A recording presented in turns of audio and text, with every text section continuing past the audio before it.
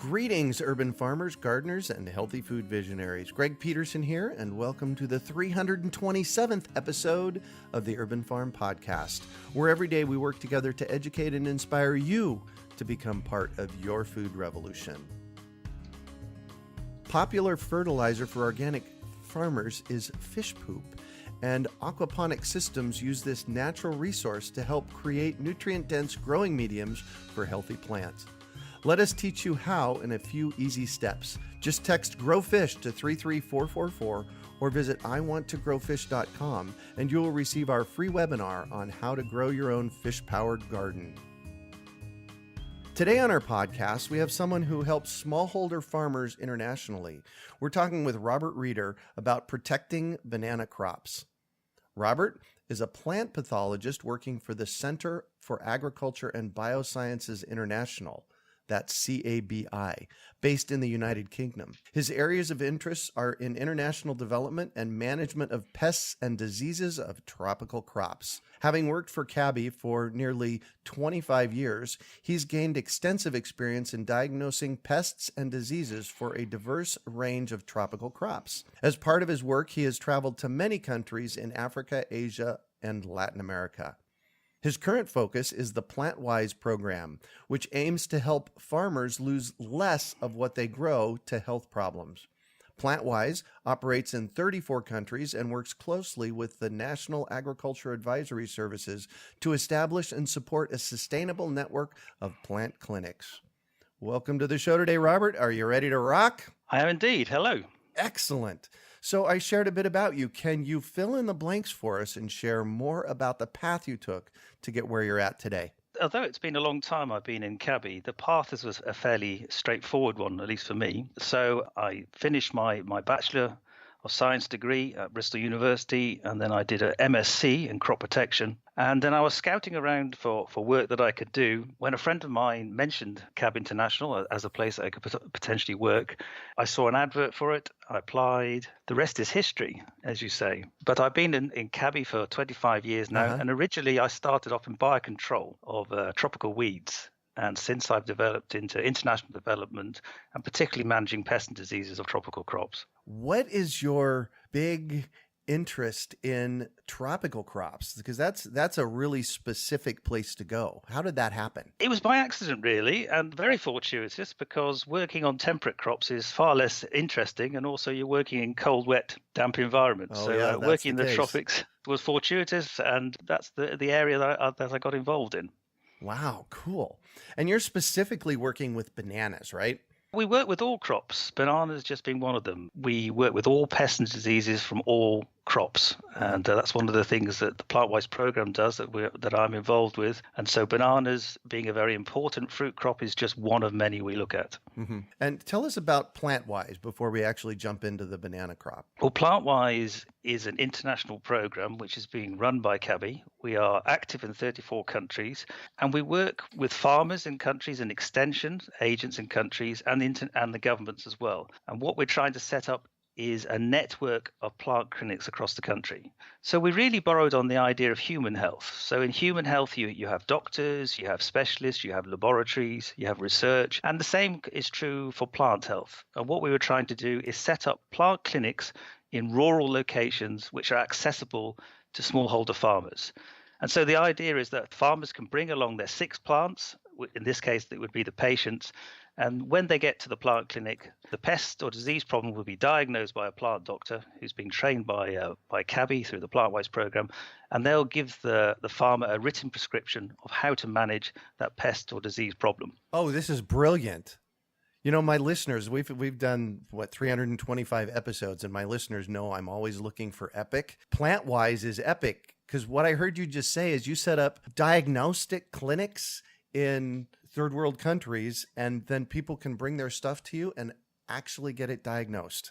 That's correct. That's the basic idea. So we wanted to make extension more accessible to farmers. And so we take these plant clinics out into marketplaces typically. So these are places where farmers are normally gathering to sell their produce. So they're not having to make an extra journey. And while they're there, they can bring with them anything that's troubling them. So the plant clinics are open to any pest, any problem, which is extremely challenging, as anyone who has ever looked at pest and disease of plants can testify. Yeah. So you've actually worked at some of these Plantwise clinics before, I suspect, right? I've certainly visited and observed what's happening in these Plantwise clinics, and also in the UK we run an international plant clinic, if you like. So one of the things of Plantwise is we are open ourselves to help the developing countries diagnose pest and disease problems, which are difficult ones, the ones that they can't solve locally. And yes, certainly I go to these countries and I'll sit at the plant clinics and I'll observe what's going on. Also, we train the extension agents so they are better at diagnosing pests and diseases and better at giving advice to the farmers on how to manage these problems. Wow, how cool is that?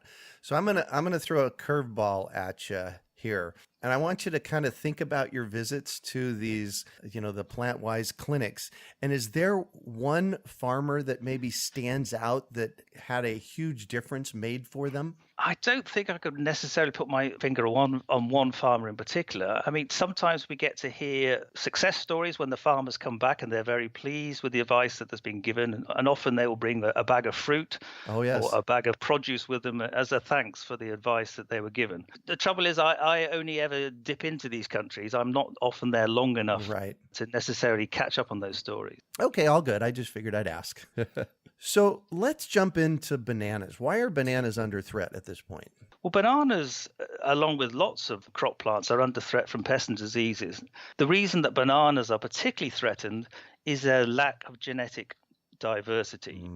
Because we've taken the bananas, we've taken a particular clone that we were fond of, the Cavendish variety, and because bananas don't produce seed anymore, they are parthenogenic.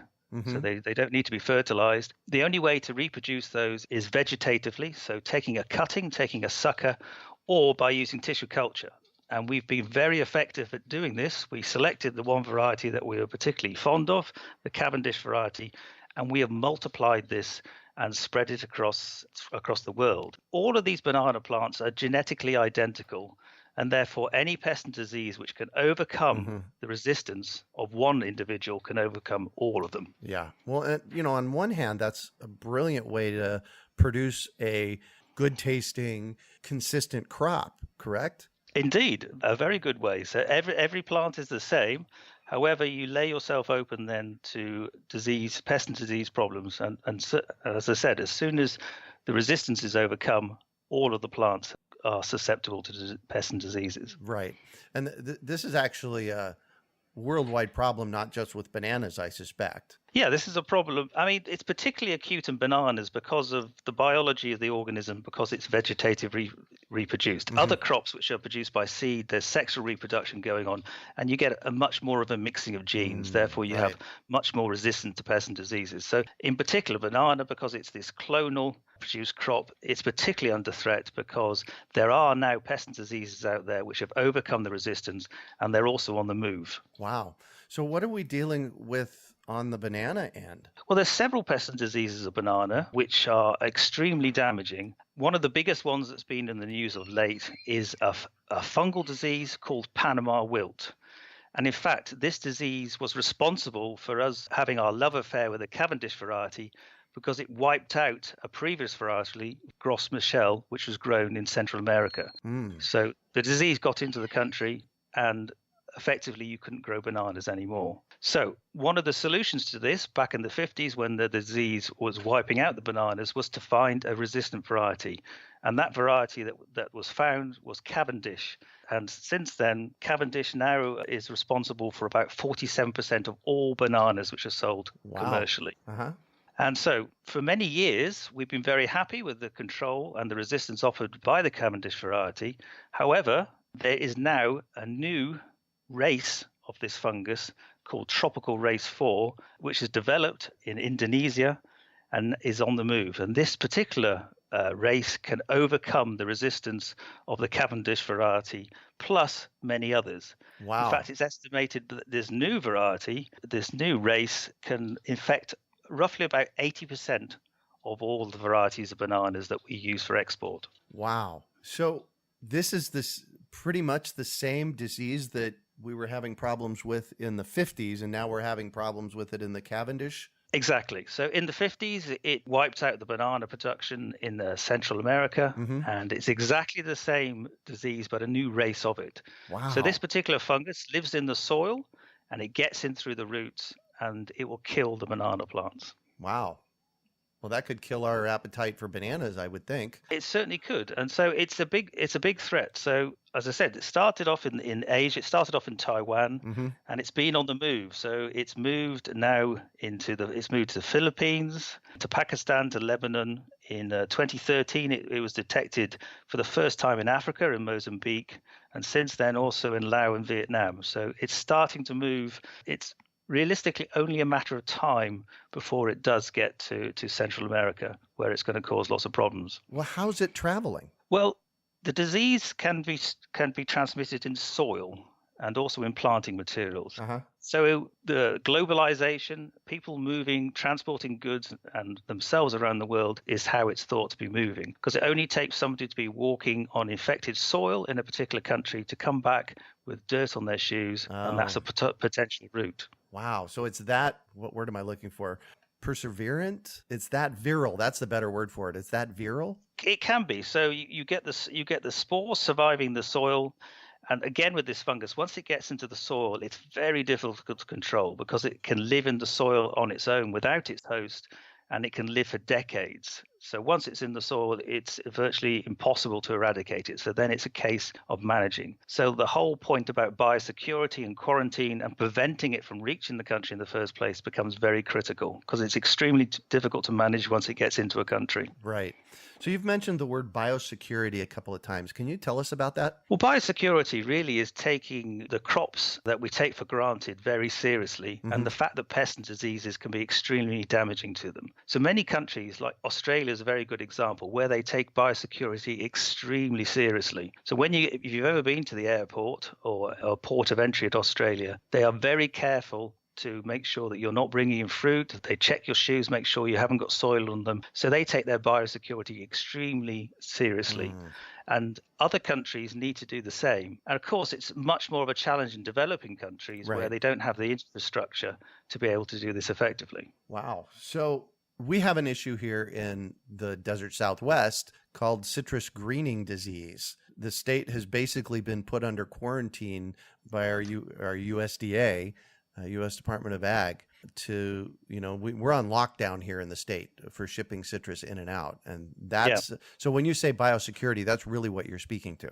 That's what you need. You need to Yeah. have quarantine. You need to inspect produce coming into the country. And if you've detected a pest or disease, then you need to make sure that that produce isn't being transported freely across boundaries, Right. depending on how it actually moves. Of course, we're lucky in some respects with banana wilt Mm-hmm. caused by Fusarium because it's a soil-borne pathogen. Now, if you take insect pests, for example, which are mobile on their own, then Yeah. that's much more challenging. So, in fact, the Americas have exported one of their pests to Africa recently, and so just last year there's been an outbreak of a moth called fall armyworm, and that's come from the Americas this time to Africa, and that's causing all sorts of problems for maize production in Africa. Yeah, we have that issue here. I grew some corn here at the urban farm. The urban farm is my house. It's right in the middle of Phoenix, Arizona. There's not corn within 20 miles of here. And I planted 10 rows of corn in my backyard a few years ago, and the armory worms just decimated it. Yeah. They are phenomenally mobile. They can fly hundreds of kilometers. And this is the problem now that they've got into Africa. Because they are so mobile, they don't need a passport. They don't respect boundaries. They are spreading across the continent. Yeah. So what can be done for the banana challenge? Well, there's several ways we can try to manage the problem. The first one is quarantine and biosecurity, as we've already mentioned. Mm-hmm. Countries need to work together, and policymakers and research all need to come together to take biosecurity and quarantine seriously. And this is particularly in the developing country, but across the globe in general. Mm-hmm. We need to take it seriously and work together and reinforce our biosecurity just to prevent these things from entering in the first place. And of course, once they enter, then we have got to have effective management as well. And so we can look to research for this. Now, for the banana, we've made a rod for our own back because we were so fond of the Cavendish clone that there's so little genetic diversity. We need to try and increase that genetic diversity. So we could do this through genetic engineering. We could try and introduce genes from other plants which can confer resistance in there. That's one route, Right. Although we'd have to educate consumers. I don't know how fond consumers would be for a genetically modified banana. Yeah. And that's another huge topic there. Or we can look to the natural populations of bananas and see where the resistance already exists. Now, there is resistance to tropical race 4 in banana, but it's not the Cavendish variety. So we may have to educate our consumers to move away from Cavendish and to look into other varieties of bananas which are resistant. That's pretty much what they did back in the 50s, was they found another banana. They did. Their hand was forced in that case. Now, there's lots of reasons why Cavendish are important. And people like Cavendish, and it's going to be very difficult to get the industry to change from Cavendish. But ultimately, if the problem does arrive within the country, then we may have to consider things like that. Yeah, you pretty much covered the two main areas: find or increase genetic diversity, or look for different varieties. That's right. That's pretty much it. Yes. Really, realistically, for a long-term solution, that's the way to do it. That's the way to manage it. And that's true for many pests and diseases, because we don't want to be increasing the spraying of chemicals on if we can help it. So resistance and resistant varieties is by far the preferable route to go. And it's really the most realistic one for this particular pathogen, because it's soil-borne and it's so difficult to manage once it gets into the soil. So how big of a problem, or how damaging is this? It's extremely damaging. I mean, when it was first detected in Taiwan, it virtually wipes out the industry of growing Cavendish varieties. And because it's got this broader host range as well, it's particularly damaging. So once a plant becomes infected, it ultimately will die, and so you'll get no yield.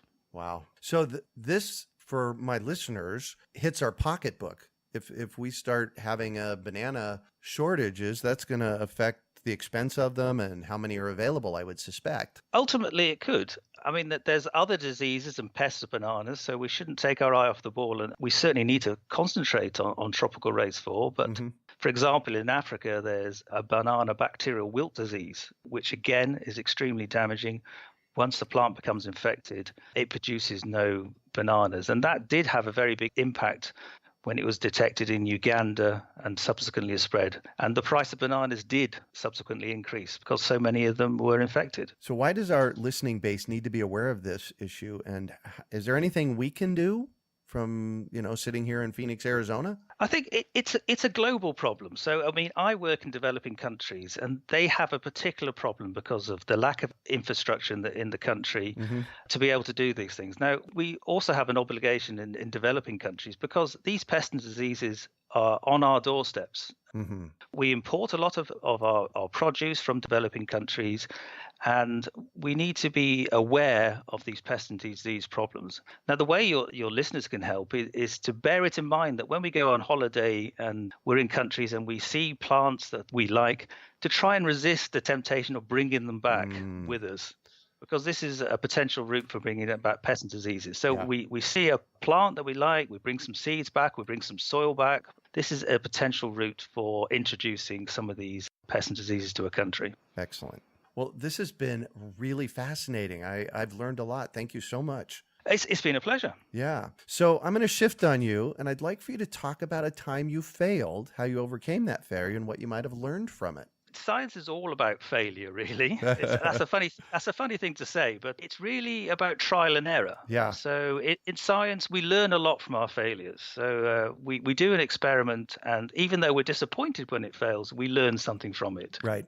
So one particular time where I failed spectacularly was when I was in Thailand and I was trying to do a gauze house experiment. This was an outside glass house, but not a glass house because it had mesh screens on it. And I was trying to grow some plants which I had inoculated with a fungus to see what happened. And every time I planted these things in these pots, there was a very big mouse population that would come into the glass house. They would climb up the concrete table legs and they'd just bite through my plants when they were seedlings and then disappear again. And so I tried all sorts of things. I put down poison, I put down mouse traps, I put down sticky traps. I even sprinkled chili powder on the bench. And then I covered the plants with wicker baskets. The mice avoided all this, held their breath, as they were walking along the bench, climbed up, gnawed a hole through my wicker basket, and still bit through my plants. Oh my gosh. And in the end, the only solution I got, which was a fairly obvious one in the end, was I made a wire mesh baskets, and I had to put those over every single plant in order for the plants to get to a size where they were no longer attractive to mice. One of my friends, Scott Murray, who lives over in San Diego, recently planted out 2,200 coffee plants at a farm that he helps manage. And that's where they got to. They had to dig their holes and put wire mesh in the holes because of the gophers. Yeah, sometimes you have to think laterally and do something that will work. In this case, it was a physical barrier that I needed to do. Yeah, exactly. So what do you consider your biggest success? I'm very pleased with the Plantwise program. I've been involved in the Plantwise program right from its start and its inception. And I'm very pleased to see how it's spread and how it's been helping farmers in the 34 countries where it's active. So that to me has been very pleasing. And we've had some very big successes with the program. We've managed to detect pests and diseases earlier. And so I'm very pleased with my contribution to that and to helping developing countries and their agriculture. Nice. I just want to reiterate that is one of the cooler things that I've heard in 325 episodes. The Plantwise program, that is amazing. I really just want to pat you on the back for your guys' work on that. Thank you. Thank you. I should also mention that we have an invasive species program as well. Which is looking at similar things, but from a slightly different angle. So many of these pests and diseases are invasive. So they've come from another country, and when they land on the shores of a new country, they find conditions there ideal for them to reproduce. And also, they haven't brought any baggage with them. So they've managed to escape the natural enemies, the other insects and the fungi that were controlling them in their center of origin. They've come to a new country without those, and then often they can multiply without any interference at all. So we have an invasive species program also that we run where we're looking to try and manage these pests and diseases. And so it links in with the Plantwise program because an invasive species is often a plant pest and a crop pest as well. Oh, yeah. We have about 10 years ago, a rat came over somehow from China. I don't know exactly what they're called, except we call them roof rats. They significantly impact our citrus and our garden crops. And so we've got an invasion of rats here, and that's how it happened. It came, they reported that it came over in a shipment. Yeah, and that is exactly how these things get into the country. And so what we're looking to do is to work with the countries, work with the authorities, work with research to find sustainable ways of managing these pests and diseases. Yeah. And one of the things that CABI has looked at in the past is using biocontrol, but we use a whole suite of measures to try and manage these diseases and work with the countries to find one which works best for them. Yeah. Well, it sounds like you're using IPM.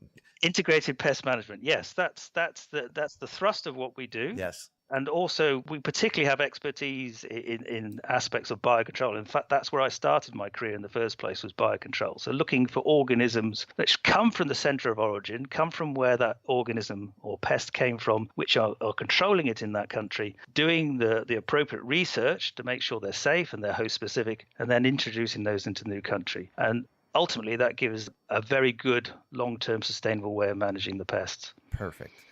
So what drives you? I think what I enjoy about science is the discovery aspect. I think that's what first drew me into science and why I was interested, is if you discover something new and you're the first person to know about it, that's kind of cool. So it's that discovery aspect of it which drives me. And also, as I said, through the Plantwise program, the fact that I feel I'm doing something productive and we're actually applying science so people can use it. Yeah. So it's not blue sky research. We're not looking at molecular organisms and how things function. We're actually trying to apply science and doing something practical with it in the real world. Mm-hmm. Beautiful. If you could recommend one book for our listeners, what would it be and why? Well, I thought about this one, and I'm going to go back to my plant pathology roots. Not all of your listeners will be plant pathologists, but maybe after listening to this, I might have interested in a few to get into the field. And so it's a textbook, but also it's quite a good read, is Plant Pathology by George Agrios. It's an extremely good textbook, an extremely good introduction into plant pathology. Interesting. So I took a plant biology class in my undergraduate work at Arizona State University in 2003. And I think that's the book we used. I may have that even on the shelf. I'm sure it is. I think it's on about the 5th edition now. So It's a very good textbook. Yeah. So what one final piece of advice do you have for our listeners? I don't think I have anything too profound, but as I said, science is all about failure in many respects. So it's to keep trying. So if it's something that you enjoy doing or something that you want to do, you must keep persevering and seeing it through. Because often when we fail, we actually learn something, and we might learn something that we didn't even know, and maybe even more interesting than the thing that we were trying to find out. Beautiful. Beautiful. Well, thank you so much for joining us on the show today, Robert. It's been a pleasure. How can our listeners get a hold of CABI, find out more about Plantwise? Well, we have websites which are accessible. So you could obviously go straight into Google and type in Plantwise or CABI, or you can, in fact, find us directly by www.plantwise.org, that's O-R-G, or www.cabi.org. So those are our two websites. And there you should find lots of information about what CABI does, because we're quite a diverse organization, and more specifically about the Plantwise Programme. Beautiful. You can find show notes from today's podcast at urbanfarm.org/Plantwise. We are your urban farming resource. You can find our podcast on iTunes, Google Play, Stitcher, and iHeartRadio. Also visit urbanfarm.org to find articles, podcasts, webinars, courses, and more. Well, that's it for today. Thanks for joining us on the Urban Farm Podcast. Popular fertilizer for organic farmers is fish poop, and aquaponic systems use this natural resource to help create nutrient-dense growing mediums for healthy plants. Let us teach you how in a few easy steps. Just text GROWFISH to 33444 or visit iwanttogrowfish.com and you will receive our free webinar on how to grow your own fish-powered garden. We hope you enjoyed today's episode of the Urban Farm Podcast. Remember to listen for tips, advice, and resources to help you on your journey with urban farming. You can find us on the web at urbanfarm.org or send us an email to podcast@urbanfarm.org. In the words of Vincent van Gogh, great things are done by a series of small things brought together. Be encouraged that with each lesson learned and skill developed, you are one step closer in the direction of your dreams.